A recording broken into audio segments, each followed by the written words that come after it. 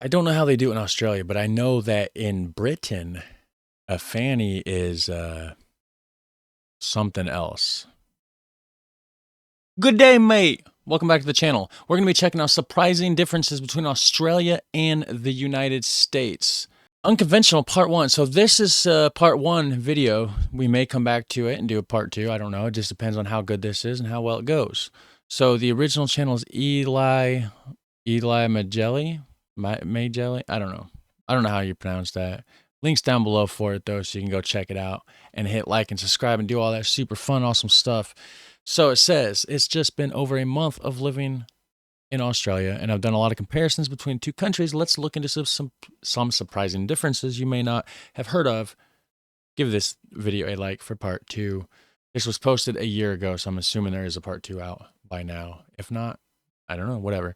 We're going to check it out anyways. Hit like and subscribe. All right, you already know from the title, but today we're going to be talking about the differences between the US, specifically California, and Australia. Okay. She must be from California then. Which I think California is probably the most Australian state we have. Like if you're going to take one state and be like, okay, the closest to Australia, I'd say California, maybe Florida.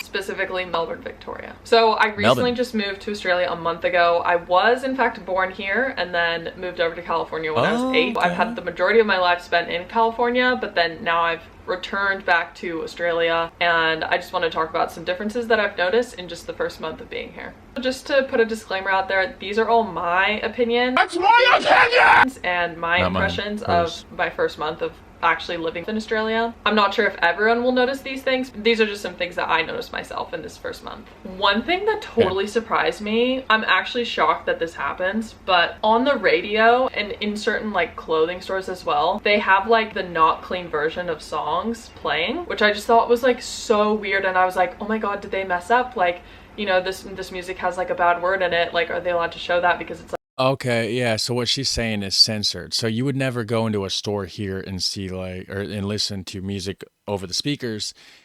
If that music has a bunch of bad words, they would definitely do the censored version, which is like they either just bleep out the word completely, replace it with a more family-friendly word, whatever.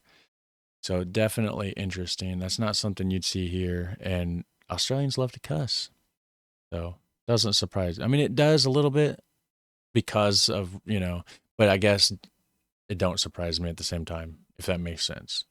It's like a public setting, especially on the radio. They'll have like a disclaimer that comes up like before the actual like song comes on, and it's like profanity about to occur or something like that. And I was just like, oh my god, I can't believe they like play the whole song, because in America like there's no way. It's like super unprofessional if you go into a place and they're like have music like playing cuss words, you know. One thing I noticed as soon as I got off of the airport was just how much more Melbourne spent money towards making everything look nice. And what I mean by this is like when you're going along certain highways or you're going under bridges, the bridges are kind of aesthetically and architecturally a little bit more prettier. Cool. There's so much more of a focus on making things look more aesthetically pleasing, because in California, some of the freeways just absolutely suck. And California sucks in general. Don't even get me started. Never been there. Just I've heard a lot. Seen a lot of videos, as have probably you. In Australia too, they have digital signs instead of like the physical signs. So it would be like, oh, 100 kilometers per hour. And then if there's an accident, the digital signs would slow down and be flashing, where in America you're just having like a consistent, you know, 65 miles per hour, and you have to follow that, but you don't know if there's a crash further down the road and whether to avoid it or not. So I think in that regard, Australia is like a little bit safer when it comes to the road. Obviously there's crazy drivers in both countries. Good job, Australia. But Australia has like those warning signs of like, hey, move to the left or move to the right because a car is broken down on that side. So I think that was like a really cool thing that I noticed in Australia. Another thing, if we're talking about transport as well, would be the public transport that's offered in both countries. I was from specifically like the Bay Area. So the Bay Area has like an okay public transport, but I feel like it's pretty expensive. Like anytime I would jump on the Caltrain, I found that I would be spending like $20 if I were to go through the Caltrain. And when I'm taking the train in Melbourne, it's like, yeah, it'll Melbourne. She's lived there a month. I've lived there 0 times. Just watched a few videos and I figured it out by now. It's pronounced Melbourne. Or at least that's closer to the real pronunciation than what she's saying. Cost me about like $4.60 for like the same amount of time and travel. And they also have a free section of transport within the very center of the city where when you're taking a tram between certain stops, it's completely free and you don't have to pay at all to use that transport, which I think is really, really cool and really fun. Another thing too, did you just like take it the free amount and then get off and then get back on, take it the next free amount and then just keep on train hopping back and forth, blah, blah, blah, and get the whole entire thing free? That's what I would try to do, at least if I was broke, right? Kind of depends on what area you're in, but Australia has like a coffee shop on like every single corner, or they'll have like 4 coffee shops like on a single corner. Like there's a center near me, like a shopping center, and I'm not even joking, there's 5 coffee shops all within the same like 500 meters of each other. It's insane. But with that, I feel like there's more of like a coffee culture in terms of like sit down and drink your coffee, where in America it's like you get your coffee and go somewhere else. It's like you would get a to-go cup. It's because in America, everybody's in a hurry. They got to get there now. Where like in Australia, everywhere that you're going, if you're having it like for here instead of takeaway, like you have a, like, you know, a mug or like a ceramic mug. Most places in America, I feel like only do the to-go cup. So I found that was kind of cool because it's like, you know, you sit down, you relax at a coffee shop. Rather than, I feel like in America, if you go to a coffee shop, you're like studying or working. Where like in Australia here, it's a little bit more about relaxing, enjoying a coffee. It's like you sit down, you chat with somebody. So you're doing that in America too, but I feel like there's just more of a focus on it in Australia. A big part that I think was pretty different, which California has like the win on this, would be like the weather. Melbourne weather is known for having like 4 seasons in one day. So like in the morning it'll be freezing cold, and then in the middle of the day it's like, you know, an autumn kind of like fall kind of weather, and then you maybe get like, it feels like summer and it's like super hot and it's probably like, you know, 30 degrees or more than that. Then by the end of the night you're getting like, you know, spring and it's like raining or something like that. Where I feel like the weather, Northern Indiana is very much like that. I feel like we have the Great Lakes, like Lake Michigan. We have cold air that comes down from Canada that messes with the hot air that comes north from like wherever it's coming from, Mexico or whatever, right? So we get a very big degree of variation in our weather as well. Where I'm at least. I'm not in California though, which is where she's talking about. Weather in California is like super consistent every day. Like if it's gonna rain, it's gonna rain for the entire day. But if it's gonna be sunny, it's gonna be sunny for the entire day. Melbourne, at least, it's like so different every day. So because of that, you have to be like dressed and ready for any single weather pattern that could come on. You have to bring like a jacket or like sweatpants, even if you know that it's gonna be like a sunny day, just in case. The weather is so unpredictable. I do As that. well as talking about weather too, the sun is so much stronger here in Australia than it Depending on what time of the year it is, I do that. I'll take a jacket or something because you never know. You never know. is in California. In California, I feel like if it's a sunny day, I can go out and get away with not wearing sunscreen. Where here, I will 100% get burned if I don't wear sunscreen and it's a sunny day. Yeah, it's the UV crazy. is like constantly super high. The other day for my walking a half marathon video, I didn't put enough sunscreen on my arms and I literally got the worst watch tan ever. I don't know if it really shows up on video. But yeah, definitely. What is she complaining about? I thought she was about to show me some boils and blisters. There was nothing there. What do you mean? That was just the other day. Not downplaying the sun, because the sun is crazy there. It wants to kill you. In fact, everything out in nature in Australia wants to kill you. The environment wants you dead. So, yeah, there's that. But her sunburn wasn't that bad. Wasn't even a sunburn. Wearing your sunscreen here in Australia is so important. It is. They have like a whole bunch of campaigns about protecting yourself from the sun because there's a really high skin cancer risk by not wearing sunscreen. Now we're talking about... Yeah, and I heard that the kids absolutely are not allowed to go outside and play for recess at school without a hat, which is crazy. That's crazy to me. You don't need a hat here, you know. Just different cultures, different places. Interesting how that works. Slang. I'm probably going to do a whole video on that where like I interview my family about the different kinds of slang that they use. But obviously there's a lot of different kinds of terms and things that they call different items in Australia. So for example, a big one is flip-flops in California are called thongs here.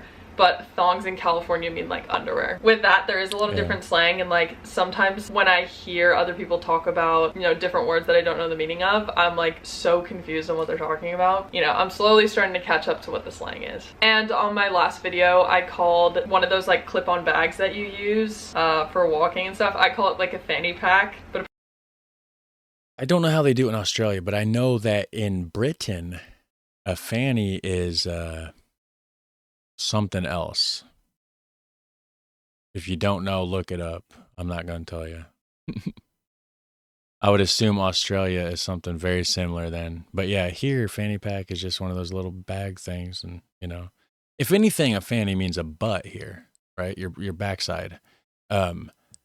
Quite the opposite in Britain and maybe Australia. I'm about to find out.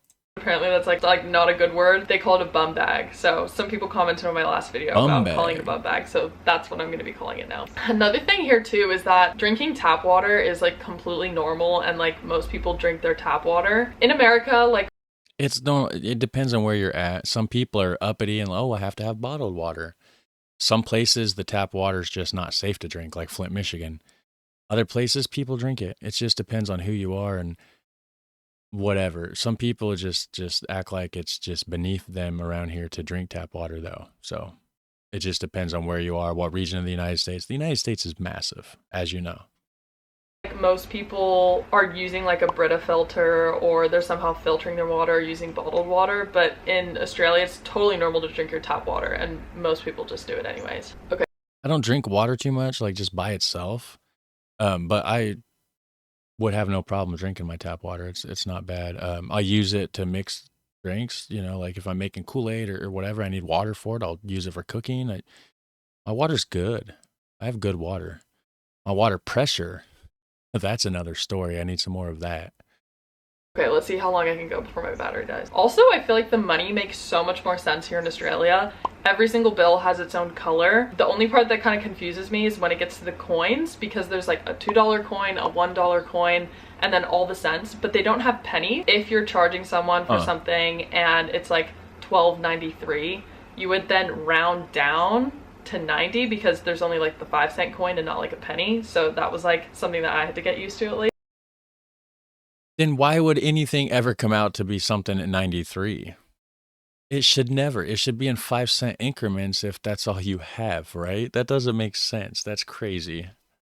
Because I'm like, wait, do I have to like round? Like I have to like think a little bit extra when I'm giving people change. Now, oh my goodness, you have to stop and use your brain for a second. My goodness. What will you do? I feel like I actually care a lot more about coins, because there's like the $1 coin and $2 coin, where in America, like the highest coin that you really have and that you use frequently would be like the 25-cent coin, like a quarter. Because of that, like I don't really care about change, but like here, change actually matters because it's worth a lot more. Lastly, change always matters when you're poor like me. Come on now. Not rich by any means. Getting used to like Celsius instead of Fahrenheit was something to get used to, because people talk about like, oh my god, it's so hot, like it's 30 degrees. To me in Fahrenheit, 30 degrees is like freezing. Like it's below freezing. It was like definitely something. Here, that would be like, so 30 Celsius would be like 90 something Fahrenheit, I believe, which is pretty hot. To get used to, and I have to think like, okay, a 20-degree day, like what am I gonna wear for a 20-degree day? Definitely having to get used to like that Celsius change, and I'm kind of starting to get kilometers as well. I feel like understanding like how far a kilometer is, I'm like, okay, it's a little bit less than a mile, but like not half, but like a little bit more than half, and like trying to understand that as well has been a bit of a challenge. The metric system makes more sense, like we all know it does. So yeah, I think I might make a part 2 for more information on the differences between Australia and the US. Obviously I've only been here for like just over a month, so I don't know everything about the country. And you don't know how that it's pronounced. Melbourne, not Melbourne. So interesting. If you guys want to see me do a part 2 reaction to her part 2, which I would assume she did. I would assume she did. If not, I guess we won't. But anyways, let me know down below. Do me a favor and hit like and subscribe. That would be amazing. It really does help more than you know. It's completely free, and it only takes a second of your time, and it's very much appreciated. You guys have a super fun, awesome day, and I'll catch you in the next one. Take care. Bye.